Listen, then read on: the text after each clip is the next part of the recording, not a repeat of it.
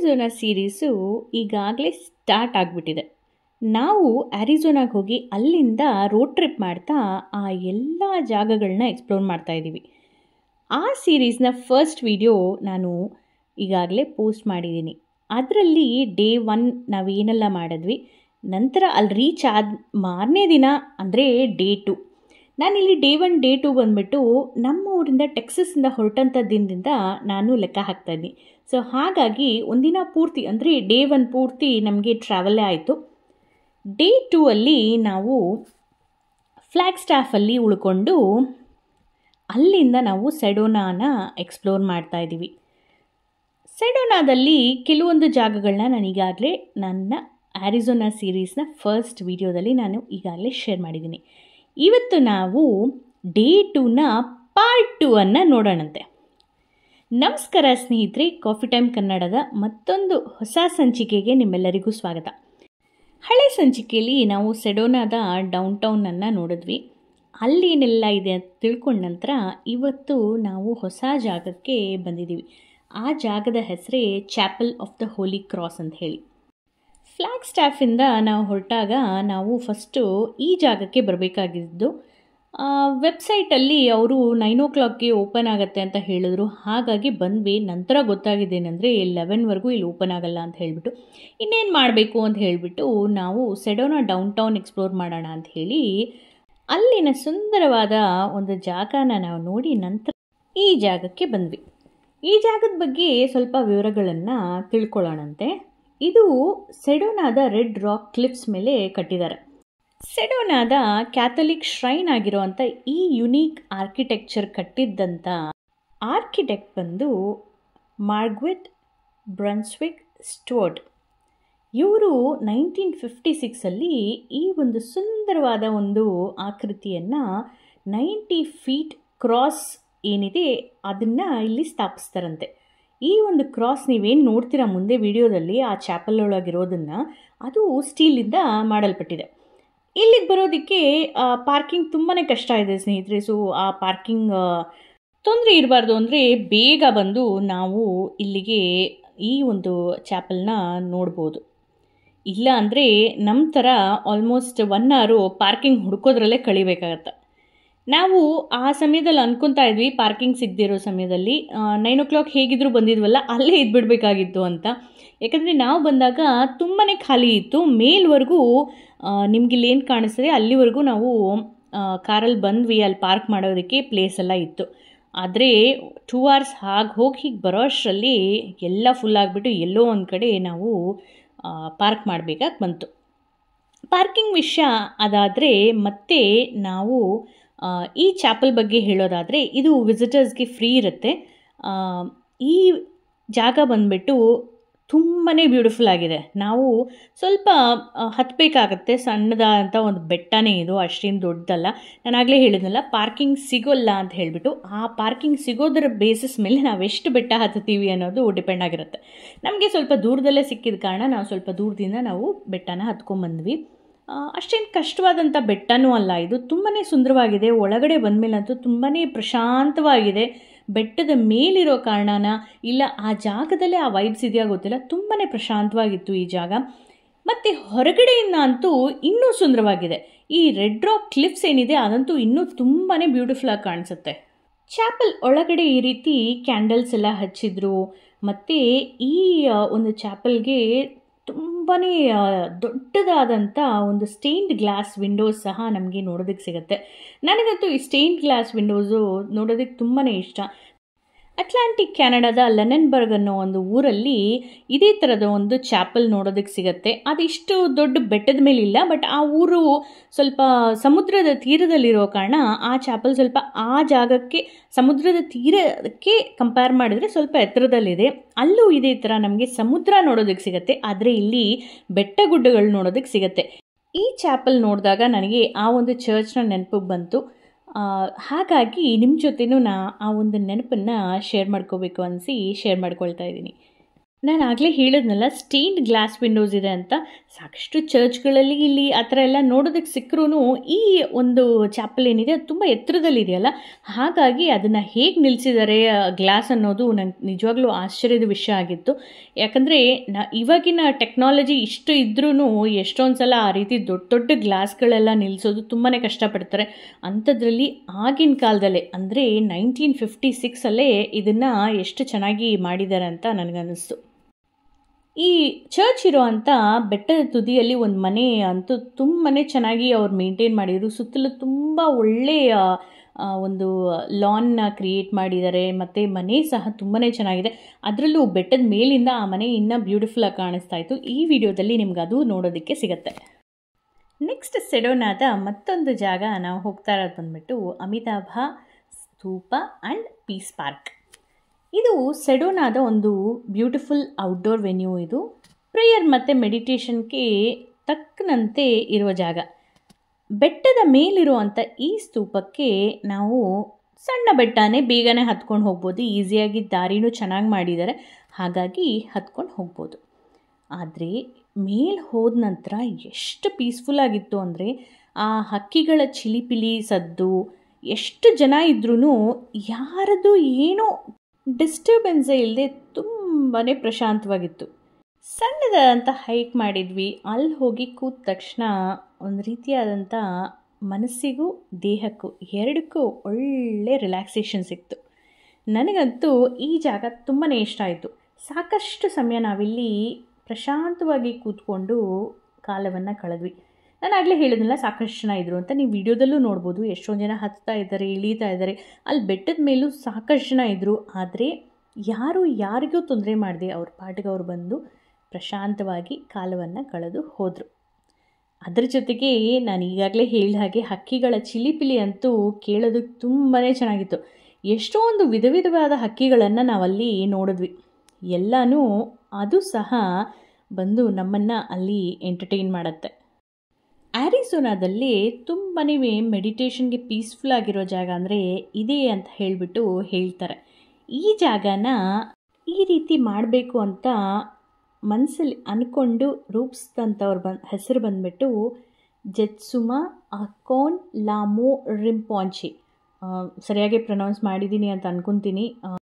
ಇವರೊಂದು Buddhist ಆರ್ಗನೈಸೇಷನ್ದಡಿ ಈ ರೀತಿ ಬಂದು ಈ ಒಂದು ಜಾಗನ ಸ್ಥಾಪಿಸಿದ್ದಾರೆ.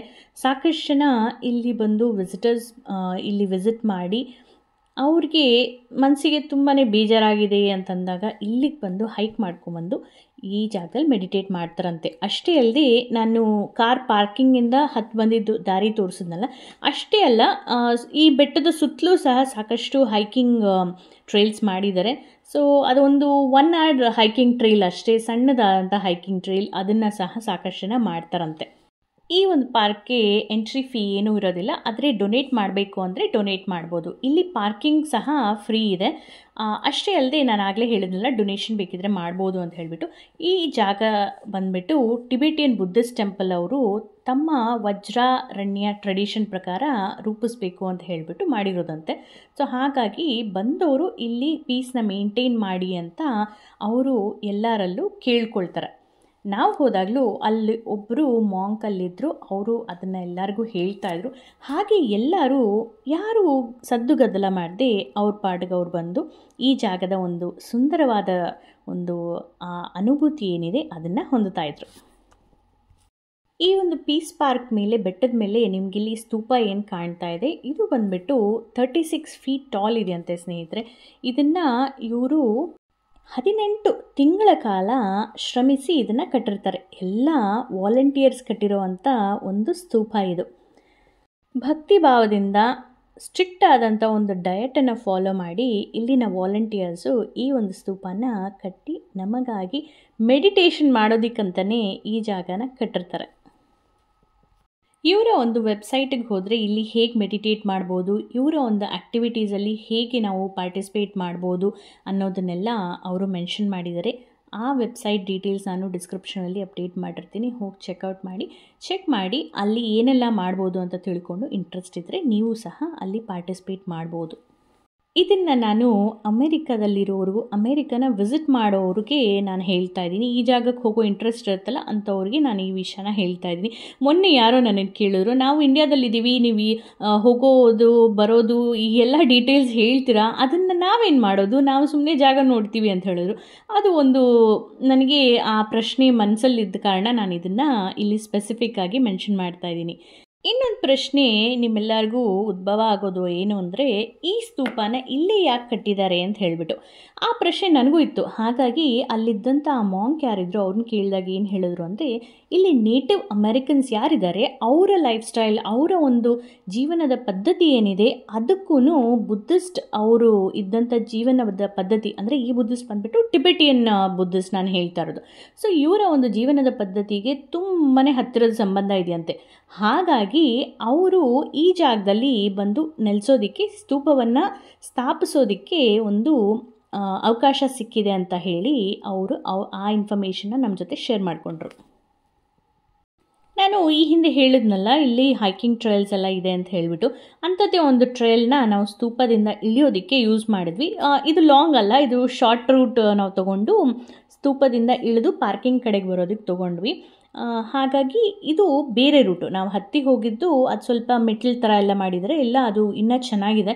ಇದು ಮೆಟ್ಲು ಥರ ಇಲ್ಲ, ಇಳಿದು ಬರೋ ಜಾಗ ಅಲ್ವಾ, ಸ್ವಲ್ಪ ಹುಷಾರಾಗಿ ಬರಬೇಕಾಯ್ತು ಇಲ್ಲಿ. ಅಷ್ಟೇ ಅಲ್ಲದೆ ಸಾಕಷ್ಟು ರೂಟ್ಸ್ ಇದೆ ಇಲ್ಲಿ, ಆದರೆ ಆ ರೂಟಲ್ಲಿ ಯಾವ್ದು ತೊಗೊಳ್ಬೇಕು ಅಂತಲೂ ಗೊತ್ತಾಗಿಲ್ಲ. ಬಟ್ ಒಂಥರ ಎಕ್ಸ್ಪೀರಿಯೆನ್ಸ್ ಚೆನ್ನಾಗೇ ಇತ್ತು. ಇಲ್ಲಿ ನಾವು ಅದನ್ನು ಎಕ್ಸ್ಪ್ಲೋರ್ ಮಾಡ್ತಾ ಬಂದಿದ್ದು.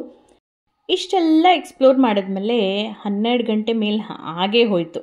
ಇನ್ನು ಊಟದ ಸಮಯ ಅಲ್ವಾ, ಹೊಟ್ಟೆನೂ ತುಂಬಾ ಹಸಿವಾಗ್ತಾಯಿತ್ತು. ಯಾಕಂದರೆ ಬೆಳಗ್ಗೆ ಬೇಗ ನಾವು ಬ್ರೇಕ್ಫಾಸ್ಟ್ ಮಾಡಿ, ಅದು ಲೈಟಾಗಿ ಬ್ರೇಕ್ಫಾಸ್ಟ್ ಮಾಡಿ ಹೊರಟಿದ್ವಿ. ಇಷ್ಟೆಲ್ಲ ಮಾಡೋ ಅಷ್ಟೊತ್ತಿಗೆ ತುಂಬ ಹೊಟ್ಟೆ ಹಸಿವಾಗ್ತಾಯಿತ್ತು. ಎಲ್ಲಿ ಹೋಗೋದು ಅಂತ, ನಾವು ವೆಜಿಟೇರಿಯನ್ಸ್ ಆದ ಕಾರಣ ವೆಜಿಟೇರಿಯನ್ ಫುಡ್ ಹುಡ್ಕೋದು ಸ್ವಲ್ಪನೇ ಕಷ್ಟ ಆಯಿತು ನಮಗೆ ಈ ಒಂದು ಅರಿಜೋನಾ ಟ್ರಿಪ್ಪಲ್ಲಿ. ಸೊ ಹಾಗಾಗಿ ಆ ಒಂದು ವೆಜಿಟೇರಿಯನ್ ಫುಡ್ನ ಹುಡುಕ್ತಾ ಇದ್ದಾಗ ನಮಗೆ ಸಿಕ್ಕಿದ್ದು ಈ ಆರ್ಗ್ಯಾನಿಕ್ ವೆಜಿಟೇರಿಯನ್ ಸ್ಟೋರು. ಸಾಧಾರಣವಾಗಿ ನಾನು ಆರ್ಗ್ಯಾನಿಕ್ ಅಂತ ಇರೋದನ್ನು ನಾನು ಪ್ರಿಫರ್ ಮಾಡಲ್ಲ, ಆದರೆ ಈ ಒಂದು ಟ್ರಿಪ್ಪಲ್ಲಿ ಈ ದಿನ ನನಗೆ ಬೇರೆ ಆಪ್ಷನ್ ಇಲ್ಲದೆ ಸರಿ ಇಲ್ಲೇ ಹೋಗೋಣ ಅಂತ ಬಂದ್ವಿ. ಆದರೆ ಈ ಒಂದು ಜಾಗದಲ್ಲಿ ಫುಡ್ ಅಂತೂ ನಮಗೆ ಡಿಸಪಾಯಿಂಟ್ ಮಾಡಿಲ್ಲ, ತುಂಬಾ ಚೆನ್ನಾಗಿತ್ತು. ಲೋಕಲ್ಲಿ ಕುಝೀನ್ ಏನಿದೆ ಅದನ್ನು ನಾವು ಟೇಸ್ಟ್ ಮಾಡೋದಕ್ಕೆ ಒಂದು ಅವಕಾಶ ಸಿಕ್ತು. ಅದ್ರ ಜೊತೆಗೆ ಆರ್ಗ್ಯಾನಿಕ್ ಅಂದರೆ ಎಲ್ಲ ಕಡೆ ಬ್ಯಾಡ್ ಇರಲ್ಲ ಅಂತ ಒಂದು ಒಪಿನಿಯನ್ ನಂದೇನಿತ್ತು, ಅದಂತೂ ಈ ಒಂದು ಜಾಗದಿಂದ ಅದು ಹೋಯಿತು. ಈ ಹಿಂದೆ ಒಂದು ಕಡೆ ನಾವು ಆರ್ಗ್ಯಾನಿಕ್ ವೆಜಿಟೇರಿಯನ್ ರೆಸ್ಟೋರೆಂಟ್ಗೆ ಹೋದಾಗ ನನಗಂತೂ ಸಖತ್ ಸಿಕ್ಕಾಗ್ಬಿಟ್ಟಿದ್ದೆ ನಾನು. ಹಾಗಾಗಿ ಇಲ್ಲಿ ಬರೋ ಅಷ್ಟೊತ್ತಿಗೆ ನಂಗೆ ಸ್ವಲ್ಪ ಹೆಸಿಟೇಷನ್ ಇತ್ತು. ಬಟ್ ಈಗಾಗಲೇ ಹೇಳಿದ ಹಾಗೆ ತುಂಬಾ ಚೆನ್ನಾಗಿತ್ತು. ತುಂಬ ಜನ ಇಲ್ಲಿ ಟೂರಿಸ್ಟ್ ಆ ಸ್ತೂಪ ಮತ್ತು ಪೀಸ್ ಪಾರ್ಕ್ ಏನಿದೆ ಅಲ್ಲಿಂದ ಬಂದು ಇಲ್ಲಿ ಊಟ ಮಾಡ್ತಾ ಇದ್ದವ್ರನ್ನ ನೋಡಿದ್ವಿ. ಹಾಗಾಗಿ ಸರಿ ಯಾಕೆ ಟ್ರೈ ಮಾಡಬಾರ್ದು ಅಂತ ಹೇಳಿಬಿಟ್ಟು ಟ್ರೈ ಮಾಡಿದ್ವಿ. ನೋಡ್ತಾ ಇದ್ರಲ್ಲ ಒಳಗಿನ ಆ್ಯಂಬಿಯನ್ಸ್ ಎಲ್ಲ ಎಷ್ಟು ಬ್ಯೂಟಿಫುಲ್ ಆಗಿದೆ ಅಂತ. ಆರ್ಗ್ಯಾನಿಕ್ ಮೆನ್ಯೂನೇ ಅಲ್ಲ, ಇಲ್ಲಿನ ಒಂದು ವಾತಾವರಣ ಸಹ ತುಂಬಾ ಆರ್ಗ್ಯಾನಿಕ್ ಆಗಿಟ್ಟಿದ್ದಾರೆ, ತುಂಬಾ ಲೈವ್ಲಿ ಆಗಿದೆ. ಒಂದು ರೀತಿ ಆ ಪೀಸ್ ಪಾರ್ಕಲ್ಲಿ ಎಷ್ಟು ಪ್ರಶಾಂತತೆ ಇತ್ತು, ಇಲ್ಲೂ ರೆಸ್ಟೋರೆಂಟಲ್ಲೂ ತುಂಬಾ ಪ್ರಶಾಂತವಾಗಿತ್ತು. ಆರಾಮಾಗಿ ಕುತ್ಕೊಂಡು ದಿನ ಇಡೀ ಓಡಾಡಿದ್ಮೇಲೆ ತಿನ್ನೋದಕ್ಕೆ ಇಂಥದ್ದೊಂದು ಜಾಗ ಇರಲೇಬೇಕಲ್ವಾ. ಇಲ್ಲಿ ಆರ್ಗ್ಯಾನಿಕ್ ಫುಡ್ ಜೊತೆಗೆ ನೋಡ್ತಾ ಇದ್ರಲ್ಲ ಕಾಪರ್ ವಾಟರ್ ಜಗ್ ಇದೆ, ಕಾಪರ್ ಗ್ಲಾಸಸ್ ಇದೆ, ಟೇಬಲ್ ಸಹ ಕಾಪರಿಂದ ಅವರು ಅದನ್ನು ಡೆಕೋರೇಟ್ ಮಾಡಿದ್ದಾರೆ. ಕಾಪರ್ ಶೀಟ್ಸ್ ಯೂಸ್ ಮಾಡಿದ್ದಾರೆ ಟೇಬಲ್ ಮೇಲೆ, ತುಂಬಾ ಬ್ಯೂಟಿಫುಲ್ ಆಗಿತ್ತು. ಅದ್ರ ಜೊತೆಗೆ ಇಲ್ಲಿನ ಲೋಕಲ್ ಕಾಸ್ಮೆಟಿಕ್ಸ್ ಇರ್ಬೋದು, ಎಲ್ಲ ಆರ್ಗ್ಯಾನಿಕ್ ಪ್ರಾಡಕ್ಟ್ಸ್, ಎಲ್ಲ ಹೋಮ್ ಮೇಡ್ ಪ್ರಾಡಕ್ಟ್ಸ್ ಏನಿದೆ ಅದನ್ನೆಲ್ಲ ಅಲ್ಲಿ ಡಿಸ್ಪ್ಲೇ ಮಾಡಿದರು. ಅವೆಲ್ಲನೂ ಯಾರಿಗಾದರೂ ಬೇಕಿದ್ರೆ ಅದನ್ನು ಖರೀದಿಸ್ಬೋದು. ಡಿಫ್ರೆಂಟ್ ರೂಮ್ಸ್ ಥರ ಇರುವಂಥ ಈ ರೆಸ್ಟೋರೆಂಟಲ್ಲಿ ಎಲ್ಲ ಒಂದು ವಿಭಿನ್ನವಾಗಿ ಡೆಕೋರೇಟ್ ಮಾಡಿದ್ದಾರೆ. ಎಲ್ಲ ಕಡೆ ಸುತ್ತಿ ನಂತರ ನಾವು ಈ ಒಂದು ರೂಮ್ ಒಳಗಡೆ ಬಂದು ಕೂತ್ಕೊಂಡ್ವಿ. ಯಾಕಂದರೆ ಹೊರಗಡೆ ಅದು ತುಂಬಾ ಚಳಿ ಇತ್ತು, ಗಾಳಿ ಇತ್ತು. ಹಾಗಾಗಿ ರೂಮ್ ಒಳಗಾದರೆ ಸ್ವಲ್ಪ ಬೆಚ್ಚಗಿರುತ್ತೆ ಅನ್ನೋ ಕಾರಣಕ್ಕೆ ನಾವು ಅಲ್ಲಿ ಬಂದು ಕೂತ್ಕೊಂಡ್ವಿ. ನೋಡ್ತಾ ಇದ್ರಲ್ಲ ಔಟ್ಡೋರ್ ಸಹ ತುಂಬಾ ಬ್ಯೂಟಿಫುಲ್ ಆಗಿದೆ. ಮೇ ಬಿ ಸಮ್ಮರಲ್ಲಿ ತುಂಬ ಜನ ಇರೋ ಟೈಮಲ್ಲಿ, ಸೀಸನ್ ಟೈಮಲ್ಲಿ ಈ ರೀತಿ ಎಲ್ಲರೂ ಬಂದು ಇಲ್ಲಿ ಹೊರಗೆ ಕೂತ್ಕೊತಾರೆ ಅಂತ ಅನಿಸುತ್ತೆ. ಬಟ್ ಆದ್ರೂ ಆ್ಯರಿಝೋನಾದಲ್ಲಿರೋ ಹೀಟ್ಗೆ ಯಾರು ಆಚೆ ಕೂತ್ಕೊತಾರೋ ನನಗಂತೂ ಗೊತ್ತಿಲ್ಲ. ಟೆಕ್ಸಸಲ್ಲೇ ಪೀಕ್ ಸಮ್ಮರಲ್ಲಿ ನಾವಂತೂ ಆಚೆ ಬರಲ್ಲ, ಆದರೆ ಆ್ಯರಿಝೋನಾದಲ್ಲಿ ಇನ್ನೂ ಜಾಸ್ತಿ ಸೆಕೆ ಇರುತ್ತೆ ಅಂತ ನಾನು ಅಂದ್ಕೊಂಡಿದ್ದೀನಿ. ಯಾರಾದರೂ ಆ್ಯರಿಝೋನಾದವರು ಈ ವಿಡಿಯೋ ನೋಡ್ತಾ ಇದ್ದರೆ ನಿಜವಾಗ್ಲೂ ಅಲ್ಲಿ ಸೆಕೆ ಜಾಸ್ತಿ ಇರುತ್ತಾ, ಆಚೆ ಕುತ್ಕೊಳ್ಳೋದಕ್ಕೆ ಆಗಲ್ವಾ ಏನು ಅಂತ ತಿಳಿಸೋ ಹಾಗಿದ್ರೆ ಕಮೆಂಟ್ ಮಾಡಿ ತಿಳಿಸಿ. ಮಾತಾಡ್ತಾ ಊಟ ಬಂದೇ ಬಿಡ್ತು. ಆಲ್ಮೋಸ್ಟ್ ಈ ಫುಡ್ಡೆಲ್ಲ ಸ್ವಲ್ಪ ಟಿಬೆಟಿಯನ್ ಸ್ಟೈಲೇ ಇತ್ತು. ಮೇ ಬಿ ಸ್ತೂಪದ ಹತ್ತಿರ ಇರೋ ಕಾರಣ ಏನಾದರೂ ಅದೇ ರೀತಿ ಮಾಡಿದ್ರೋ ಏನೋ ಗೊತ್ತಿಲ್ಲ. ನಾನು ಆಗಲೇ ಹೇಳಿದ್ನಲ್ಲ, ಇಲ್ಲಿನ ನೇಟಿವ್ ಅಮೇರಿಕನ್ಸ್ ಮತ್ತು ಟಿಬೆಟಿಯನ್ ಬುದ್ಧಿಸ್ಟ್ ಅವರ ಕಲ್ಚರ್ ಸ್ವಲ್ಪ ಸೇಮ್ ಇದೆ ಅಂತ ಹೇಳಿಬಿಟ್ಟು, ಸೊ ಮೇ ಬಿ ಹಾಗಾಗಿ ನಮಗೆ ಅದು ಸಿಮಿಲರ್ ಅನಿಸ್ತೇನೋ. ಬಟ್ ರುಚಿ ಮಾತ್ರ ತುಂಬಾ ಚೆನ್ನಾಗಿತ್ತು. ಊಟ ಎಲ್ಲ ಮುಗಿಸ್ಕೊಳ್ಳೋ ಅಷ್ಟೊತ್ತಿಗೆ 4 ಗಂಟೆ ಆಗೇ ಬಿಡ್ತು. ಇನ್ನೆಲ್ಲಿ ಹೋದರೂ ಎಲ್ಲ ಕ್ಲೋಸಿಂಗ್ ಟೈಮ್ ಆಗುತ್ತೆ ಅಂತ ಹೇಳಿಬಿಟ್ಟು ನಾವು ಈ ಶಾಪಿಂಗ್ ಪ್ಲೇಸ್ಗೆ ಬಂದ್ವಿ. ಇದ್ರ ಹೆಸರು ಬಂದುಬಿಟ್ಟು ಟಲಾಕೆ ಪಾಕಿ ವಿಲೇಜ್ ಅಂತ ಹೇಳಿ. ಇನ್ಫ್ಯಾಕ್ಟ್ ಇದು ಡ್ಯಾಲಸ್ ಸಿಟಿಯಲ್ಲೂ ಮುಂಚೆ ಇತ್ತಂತೆ, ಇವಾಗಿದು ಕ್ಲೋಸ್ ಆಗಿಬಿಟ್ಟಿದೆ. ಅಂಥದ್ದೇ ಒಂದು ಸೆಡೋನಾದಲ್ಲಿ ಇದೆ ಅಂತ ಕೇಳಿದ್ದಕ್ಕೆ ಈ ಟಲಾಕೆ ಪಾಕಿ ವಿಲೇಜ್ಗೆ ನಾವು ಇವತ್ತು ಬಂದಿದ್ದೀವಿ. ಇಲ್ಲಂತೂ ಆಲ್ಮೋಸ್ಟ್ 1 ಅವರ್ಗಿಂತ ಜಾಸ್ತಿನೇ ಆಯಿತು ಪಾರ್ಕಿಂಗ್ ಸಿಗೋ ಅಷ್ಟೊತ್ತಿಗೆ. ಪಾರ್ಕಿಂಗ್ ಅಂತೂ ತುಂಬಾ ಕಮ್ಮಿ ಇದೆ. ಒಂದು ಕಡೆ ಅಂತೂ ನಾವು ಪಾರ್ಕಿಂಗ್ ಮಾಡಿದ್ವಿ, ನಂತರ ಪಾರ್ಕಿಂಗ್ ಮಾಡಿ ಗಾಡಿ ತೆಗೆಯೋ ಟೈಮಲ್ಲಿ ನಮ್ಗೆ ಗೊತ್ತಾಯಿತು ಅದು ಆ್ಯಕ್ಚುಲಿ ಅಲ್ಲೊಂದು ಹೋಟೆಲ್ ಇದೆ ಆ ಶಾಪಿಂಗ್ ವಿಲೇಜ್ ಪಕ್ಕದಲ್ಲೇ. ಆ ಹೋಟೆಲ್ ವಿಸಿಟರ್ಸು ಅಥವಾ ಹೋಟೆಲಲ್ಲಿ ಸ್ಟೇ ಮಾಡೋರ್ದು ಮಾತ್ರ ಅಂತ ಹೇಳಿಬಿಟ್ಟು. ಆದರೆ ಅಷ್ಟೊತ್ತಿಗಾಗಲೇ ನಾವು ತೆಗೀತಾ ಇದ್ವಿ, ಸೊ ಅವರು ಏನೂ ಹೇಳೋಕ್ಕೆ ಹೋಗಿಲ್ಲ. ಇಷ್ಟೆಲ್ಲ ಪಾರ್ಕಿಂಗ್ ಹುಡುಕಿ ಸಾಕಾಗ್ಬಿಟ್ಟು ಕೊನೆಗೆ ನಾವು ಅಲ್ಲಿ ಇಡಬೇಕಾಯಿತು. ಎಷ್ಟೊಂದು ಕಡೆ ಈ ರೀತಿ ಇಡಬಾರ್ದು ಅನ್ನೋ ಸೈನ್ಸ್ ಎಲ್ಲ ಇರಲಿಲ್ಲ. ಲಕ್ಕಿ ಅಂತಲೇ ಹೇಳ್ಬೋದು, ಇಲ್ಲ ಅಂದರೆ ಹೆವಿಯಾಗಿ ಪಾರ್ಕಿಂಗ್ ಫೈನ್ ಬೀಳ್ತಾ ಇತ್ತು ಅವತ್ತು. ಬಟ್ ಸಮ್ಹೌ ಅದು ಆ ರೀತಿ ಆಗಿಲ್ಲ. So next time may be ನಾವು ಅದೊಂದು ಪಾಠ ಕಲ್ತ್ವಿ. ಆ ಜಾಗ ಹಾಕಿಲ್ಲ ಅಂದ್ರೂ ಅದು ಎಲ್ಲಿದೆ ಅನ್ನೋದು ನೋಡಿಕೊಂಡು ನಾವು ಪಾರ್ಕ್ ಮಾಡಬೇಕು ಅಂತ ಹೇಳಿಬಿಟ್ಟು. ನಿಮ್ಮಲ್ಲಿ ಯಾರಾದರೂ ಹೀಗೆ ಮಾಡೋ ಹಾಗಿದ್ರೆ ಇದರಿಂದ ನೀವು ಒಂದು ಟಿಪ್ನ ಇವತ್ತು ತಿಳ್ಕೊಂಡ್ರಿ ಅಂತ ಭಾವಿಸ್ತೀನಿ. ಸೊ ಈ ಒಂದು ಟಲಾಕೆ ಪಾಕಿ ವಿಲೇಜಲ್ಲಿ ಒಂದು ಸ್ಟೋರ್ ನಾವು ಈ ರೀತಿ ಒಳಗೆ ಬಂದು ನೋಡಿದಾಗ ತುಂಬಾ ಬ್ಯೂಟಿಫುಲ್ ಆಗಿತ್ತು. ಎಲ್ಲ ವುಡ್ ಕಾರ್ವಿಂಗ್ಸ್ ಇರ್ಬೋದು, ಲೋಕಲ್ಸ್ ಇಲ್ಲಿನವ್ರು ಮಾಡಿರೋ ಅಂಥ ಈ ಪೇಂಟಿಂಗ್ಸ್ ಎಲ್ಲ ಏನಿದೆ ತುಂಬಾ ಚೆನ್ನಾಗಿತ್ತು. ಆಯಿಲ್ ಪೇಂಟಿಂಗ್ಸ್ ಇತ್ತು, 3D ಆರ್ಟ್ ಇತ್ತು, ತುಂಬಾ ಬ್ಯೂಟಿಫುಲ್ ಆಗಿತ್ತು. ಒಂದನ್ನು ಮೀರಿಸಿ ಇನ್ನೊಂದಿತ್ತು. ಆದರೆ ಅದ್ರ ಜೊತೆಗೆ ಅದರ ಪ್ರೈಸು ಸಹ ತುಂಬಾ ಜಾಸ್ತಿ ಇತ್ತು. ಒಂದೊಂದು $4,000-5,000 ಅಷ್ಟೆಲ್ಲ ಇತ್ತು. ಆರಿಝೋನಾದಲ್ಲಿ ಸಾಕಷ್ಟು ನೇಟಿವ್ ಅಮೇರಿಕನ್ಸ್ನ ನಮ್ಗೆ ನೋಡೋದಕ್ಕೆ ಸಿಗುತ್ತೆ. ಹಾಗಾಗಿ ಅವರ ಒಂದು ಕಲೆಯನ್ನು ಅವರು ಮಾಡಿರೋ ಅಂಥ ಈ ಕಲಾಕೃತಿಗಳನ್ನು ಈ ಅಂಗಡಿಯಲ್ಲಿ ಸೇಲ್ಗಿಟ್ಟಿದ್ದಾರೆ. ನಾನು ನೋಡಿದ ಹಾಗೆ ಎಲ್ಲರೂ ಬಂದು ಸುಮ್ಮನೆ ಮ್ಯೂಸಿಯಂ ಥರ ನೋಡ್ಕೊಂಡು ಹೋಗ್ತಾ ಇದ್ರು ಅಷ್ಟೇ. ಬಿಕಾಸ್ ಅದು ಎಷ್ಟು ಸುಂದರವಾಗಿ ಅದೆಲ್ಲ ಮಾಡಿದಾರೋ ಅಷ್ಟೇ ಪ್ರೈಸಿ ಇತ್ತು. ನಾನು ಈಗಾಗಲೇ ನಿಮ್ಗೆ ಹೇಳಿದೆ ಎಷ್ಟಿತ್ತು ಒಂದೊಂದು ಅಂತ ಹೇಳಿಬಿಟ್ಟು. ಸೊ ಹಾಗಾಗಿ ಎಲ್ಲರೂ ಬಂದು ನೋಡ್ಕೊಂಡು ಹೋಗ್ತಾಯಿದ್ರು. ಈ ಜಾಗದ ಹಿಸ್ಟ್ರಿ ಬಗ್ಗೆ ಮಾತಾಡೋದಾದರೆ, ಈ ಟಲಾಕೆ ಪಾಕಿ ಅನ್ನೋ ವರ್ಡ್ ಏನಿದೆ ಅದು ಆಲ್ರೆಡಿ ಅದು ಸ್ಪ್ಯಾನಿಷ್. ಸೊ ನಿಮಗೆ ಇವಾಗ ಅರ್ಥ ಆಗ್ತಾ ಇರ್ಬೋದು, ಇದು ಮೆಕ್ಸಿಕನ್ ಕಲ್ಚರ್ ಇನ್ಫ್ಲೂಯೆನ್ಸ್ ಇರುವಂಥ ಜಾಗ ಇದು. 1970ದಲ್ಲಿ ನೆವಾಡಾದ ಒಬ್ಬ ವ್ಯಾಪಾರಿ ಈ ಜಾಗಕ್ಕೆ ಬಂದ್ರಂತೆ, ಸೆಡೋನಾದ ಈ ಜಾಗಕ್ಕೆ. ಅವ್ರಿಗೆ ಇಲ್ಲಿನ ಮೆಕ್ಸಿಕನ್ ಕಲ್ಚರ್, ಅಲ್ಲಿನ ಹ್ಯಾಂಡಿಕ್ರಾಫ್ಟ್ಸು ಮತ್ತು ನೇಟಿವ್ ಅಮೇರಿಕನ್ಸ್ ಮಾಡ್ತಾ ಇದ್ದಂಥ ಪ್ರತಿಯೊಂದು ಕಲಾಕೃತಿಗಳು ತುಂಬ ಇಷ್ಟ ಆಗಿಬಿಟ್ಟು ಅವರು ಈ ಜಾಗದಲ್ಲಿ ಈ ಥರದೊಂದು ಆರ್ಟ್ಸ್ ವಿಲೇಜ್ ಕಟ್ಟಬೇಕು ಅಂತ ಹೇಳಿ ಅವರು ಈ ಜಾಗನ ಕಟ್ತಾರೆ. ಅವ್ರು ಯಾರು ಅಂತಲೇ ಹೇಳಿಲ್ಲ ಅಲ್ವಾ, ಅವ್ರ ಹೆಸರು ಬಂದುಬಿಟ್ಟು ಏಬ್ ಮಿಲ್ಲರ್ ಅಂತ ಹೇಳಿಬಿಟ್ಟು. ಅವರು ತುಂಬಾ ಈ ಆರ್ಟ್ ಆ್ಯಂಡ್ ಕಲ್ಚರ್ ಬಗ್ಗೆ ಒಲವನ್ನು ಇಟ್ಕೊಂಡಂಥವ್ರು. ತುಂಬಾ ಇಷ್ಟಪಟ್ಟು ಈ ಜಾಗದಲ್ಲಿ ಇದನ್ನು ಇವರು ಕಟ್ತಾರಂತೆ. ಈ ಒಂದು ಶಾಪಿಂಗ್ ವಿಲೇಜಲ್ಲಿ ಬರೀ ಶಾಪ್ಸೇ ಅಲ್ಲದೆ ಇಲ್ಲೊಂದು ಸಣ್ಣದಾದಂಥ ಚಾಪಲ್ ಸಹ ನೋಡೋದಕ್ಕೆ ಸಿಗುತ್ತೆ. ಆದರೆ ಅದರದ್ದೇ ಆದಂಥ ಟೈಮಿಂಗ್ಸ್ ಇದೆ. ಸೊ ಆ ಟೈಮಿಂಗ್ಸಲ್ಲಿ ಮಾತ್ರ ನಾವು ಒಳಗಡೆ ಹೋಗಿ ಆ ಚಾಪಲ್ನ ಎಕ್ಸ್ಪ್ಲೋರ್ ಮಾಡ್ಬೋದು. ಸದ್ಯಕ್ಕಂತೂ ನಾವು ಈ ಶಾಪಿಂಗ್ ವಿಲೇಜ್ ಹೇಗಿದೆ ಅಂತ ಹೊರಗಿಂದಾನೇ ಎಕ್ಸ್ಪ್ಲೋರ್ ಮಾಡ್ತಾಯಿದ್ದೀವಿ. ಸಾಕಷ್ಟು ಅಂಗಡಿಗಳೆಲ್ಲ ತುಂಬಾ ಜನ ತುಂಬಿಕೊಂಡಿದ್ರು. ಹಾಗಾಗಿ ನಾವು ಹೊರಗಿಂದಾನೇ ಸುಮ್ಮನೆ ಹಾಗೆ ಪ್ರತಿಯೊಂದು ಈ ಆರ್ಕಿಟೆಕ್ಚರ್ ಏನಿದೆ ಅದನ್ನು ನೋಡ್ಬಿಟ್ಟು ಬಂದ್ವಿ. ಆದರೆ ಒಂದು ಮಾತ್ರ ಹೇಳಬೇಕು ಸ್ನೇಹಿತರೆ, ಇದು ಶಾಪಿಂಗ್ ವಿಲೇಜ್ ಅಂತಲೇ ಅನ್ನಿಸ್ತಲ್ಲ. ನನಗಂತೂ ಯಾವುದೋ ಒಂದು ಹಳೆಯ ಕಾಲದ ಒಂದು ಮೆಕ್ಸಿಕನ್ ಮ್ಯೂಸಿಯಮ್ಗೆ ನಾನು ಬಂದಿದ್ದೀನಿ ಅಂತಲೇ ಅನ್ನಿಸ್ತಾಯಿತ್ತು. ಯಾಕಂದರೆ ಪ್ರತಿಯೊಂದು ಬಿಲ್ಡಿಂಗ್ ನೋಡ್ತಾ ಇದ್ದೀರಲ್ಲ, ಎಷ್ಟು ಸುಂದರವಾಗಿ ಕಟ್ಟಿದ್ದಾರೆ, ಎಷ್ಟು ಆಸೆಪಟ್ಟು ಅವರ ಒಂದು ಮನಸ್ಸಲ್ಲಿರೋದನ್ನು ಎಷ್ಟು ಸುಂದರವಾಗಿ ಇಲ್ಲಿ ನಮಗೋಸ್ಕರ ರೂಪಿಸಿದ್ದಾರೆ ಅಂತ ಹೇಳಿಬಿಟ್ಟು. ಈ ಒಂದು ಶಾಪಿಂಗ್ ವಿಲೇಜ್ನ ನಂತರ ನಾವು ನಮ್ಮ ಮುಂದಿನದ ಪಯಣದ ಕಡೆಗೆ ಹೊರಟ್ವಿ. ನಾನಾಗಲೇ ಹೇಳಿದ ಹಾಗೆ ನಾವು ಫ್ಲ್ಯಾಗ್ ಸ್ಟಾಫಲ್ಲಿ ಹಿಂದಿನ ದಿನ ಉಳ್ಕೊಂಡಿದ್ವಿ. ಇದು ಇಲ್ಲಿಗೆ ನಮ್ಮ ಡೇ 2 ಟ್ರಿಪ್ ಏನಿದೆ ಅದು ಕಂಪ್ಲೀಟ್ ಆಗುತ್ತೆ. ನೆಕ್ಸ್ಟ್ ನಾವು ಫ್ಲ್ಯಾಗ್ ಸ್ಟಾಫಿಂದ ಪೇಜ್ ಅನ್ನೋ ಸಿಟಿ ಕಡೆಗೆ ಹೊರಟಿದ್ದೀವಿ. ಇವತ್ತು ರಾತ್ರಿಯೊಳಗೆ ಅಲ್ಲಿ ಹೋಗಿ ಸೇರಬೇಕು ಅಂತ ಪ್ಲ್ಯಾನ್ ಇದೆ. ನೋಡೋಣ. ಮ್ಯಾಪಲ್ಲಂತೂ ಗೂಗಲ್ ಮ್ಯಾಪಲ್ಲಿ ತುಂಬಾ ಕಮ್ಮಿ ಡಿಸ್ಟೆನ್ಸ್ ತೋರಿಸುತ್ತೆ. ಆದರೆ ಇಲ್ಲಿ ಬಂದಮೇಲೆ ನಮಗೆ ಅರ್ಥ ಆಗಿದೆ ಏನಂದರೆ ಆ ಮ್ಯಾಪಲ್ಲಿ ತೋರಿಸೋ ಅಂಥ ಟೈಮ್ಗೂ ನಾವು ಟ್ರಾವೆಲ್ ಮಾಡೋವಂಥ ಟೈಮ್ಗೆ ಸಂಬಂಧನೇ ಇಲ್ಲ. ನಾವು ಫೀನಿಕ್ಸಿಂದ ನಾವು ಫ್ಲ್ಯಾಗ್ ಸ್ಟಾಫ್ ಬಂದಾಗ ಅದು ತೋರಿಸಿದ್ದೆ ಒಂದು, ಆದರೆ ನಾವು ಇನ್ನೂ ಜಾಸ್ತಿ ಟೈಮ್ ತೊಗೊಂಡು ಫ್ಲ್ಯಾಗ್ ಸ್ಟಾಫ್ ರೀಚ್ ಆದ್ವಿ. ಮಧ್ಯದಲ್ಲಿ ಕನ್ಸ್ಟ್ರಕ್ಷನ್ ನಡೀತಾ ಇದೆ. ಇದು ವ್ಯಾಲಿ ಇರೋ ಕಾರಣ ಇಲ್ಲಿ ಸ್ಪೀಡ್ ಲಿಮಿಟು ಕಮ್ಮಿ ಇರುತ್ತೆ. ಆದರೆ ಮ್ಯಾಪ್ಸಲ್ಲಿ ಯಾವ ಬೇಸಿಸ್ ಮೇಲೆ ಅವರು ಡ್ಯೂರೇಷನ್ ತೋರಿಸ್ತಾ ಇದ್ದಾರೋ ನಂಗೆ ಗೊತ್ತಿಲ್ಲ. ಅದಕ್ಕೂ ಸಂಬಂಧನೇ ಇಲ್ಲ. ಹಾಗಾಗಿ ನಾವು ಸ್ವಲ್ಪ ಬೇಗ ಹೊರಡೋಣ ಅಂತ ಹೇಳಿಬಿಟ್ಟು ಇನ್ಯಾವುದೇ ಪ್ಲ್ಯಾನ್ ಇಟ್ಕೊಳ್ಳದೆ ಸೆಡೋನಾದಲ್ಲಿ ನಾವು ಪೇಜ್ ಕಡೆಗೆ ಹೊರಟ್ವಿ. ಸೆಡೋನಾದಲ್ಲಿ ನಾವು ಅಲ್ಲಿನ ಡೌನ್ಟೌನ್ಗೆ ಹೋಗುವಾಗ ನೋಡಿದ್ವಲ್ಲ, ವ್ಯಾಲಿ ಬ್ಯೂಟಿಫುಲ್ ಆಗಿತ್ತು ಅಂತ. ಅದೇ ರೀತಿ ಇಲ್ಲೂ ಸೆಡೋನಾ ಟು ಪೇಜ್ ಸಹ ತುಂಬಾ ಬ್ಯೂಟಿಫುಲ್ ಆದಂಥ ವ್ಯಾಲಿನ ನಾವು ನೋಡೋದಕ್ಕೆ ಸಿಕ್ತು. ಅದ್ರ ಜೊತೆಗೆ ಅಲ್ಲಿ ಪೇಜ್ ಹೋಗಿ ಸೇರೋ ಅಷ್ಟೊತ್ತಿಗೆ ತುಂಬಾ ಲೇಟ್ ಆಗಿಬಿಟ್ಟಿತ್ತು ನಮಗೆ. ಪೇಜ್ ಹೋಗಿ ಸೇರಿ ತಕ್ಷಣ ನೋಡ್ತೀವಿ ಅಲ್ಲಿ ಯಾವುದೇ ಒಂದು ರೆಸ್ಟೋರೆಂಟ್ ಸಹ ಓಪನ್ ಇಲ್ಲ. ಅದರಲ್ಲೂ ಸರಿ, ಇನ್ನು ರೆಸ್ಟೋರೆಂಟ್ ಓಪನ್ ಇಲ್ವಲ್ಲ, ವಾಲ್ಮಾರ್ಟಲ್ಲೋ ಎಲ್ಲೋ ಹೋಗಿ ಏನೋ ಒಂದು ಸ್ಯಾಲಡೋ ಏನೋ ತೊಗೊಳ್ಳೋಣ ಅಂತ ಹೋದರೆ ಅದು ಸಹ ಮುಚ್ಚಿಬಿಟ್ಟಿತ್ತು. ಅಲ್ಲಿ ಎಲ್ಲ ಬೇಗ ಮುಚ್ತಾರೆ ಅನ್ನೋದು ನಮಗೆ ನಂತರ ಗೊತ್ತಾಯಿತು.